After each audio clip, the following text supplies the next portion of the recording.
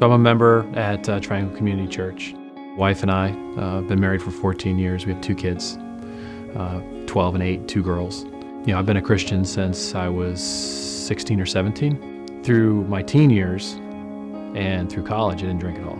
Probably about 5 years ago, that because of just social norms and being part of a community and, you know, the neighborhood scene and trying to fit in, that I started drinking on a regular basis. I mean, the lowest of the low was, you know, buying a bottle of Jim Beam with cash, right? So my wife wouldn't find out about it and drinking the whole thing in a week, right?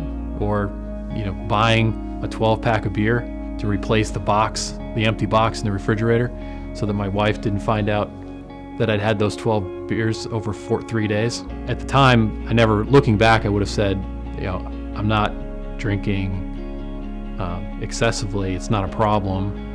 But slowly over time, once you get to that point where you realize, wait a minute, there's something going on here.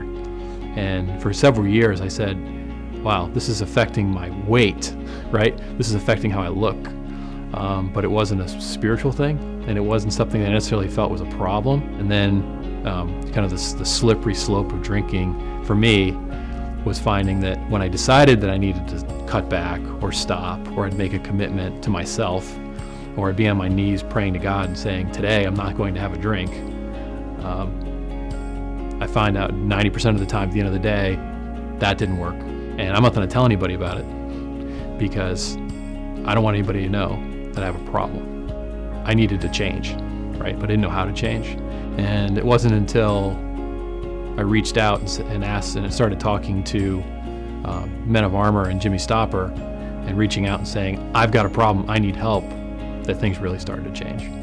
When I started biblical counseling, I said, I can't do this halfway. If I do it halfway, I'm going to fail. So I've got to lay it all out there on the line, and I don't know what they're going to ask me, right? Like, how open do I need to be? You know, Jimmy and the guys were very encouraging to me, saying, you know, with God's help, you can overcome this addiction.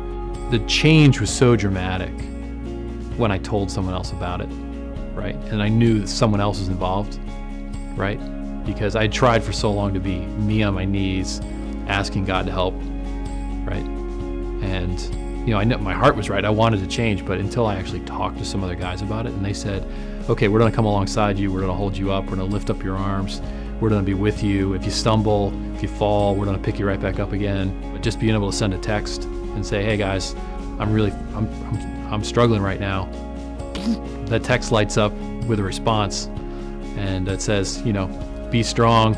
Remember the scriptures you've been remember the verses you've been memorizing. We're with you, and knowing that I'm accountable to someone, right, other than myself. The biblical counseling focused on what's the root cause, right? So why are you drinking? It's not, you know, obviously the drinking's a problem, right? But if you just address the problem, you're not really getting down to the root cause as to why you drink. Yeah, it was pretty extreme. A lot of hiding, right? To where I am now, where, you know, I have no desire to have a drink. I don't want to drink. You know, I don't need a drink. I don't think about it. You know, I'm just living my life without alcohol, and it's great.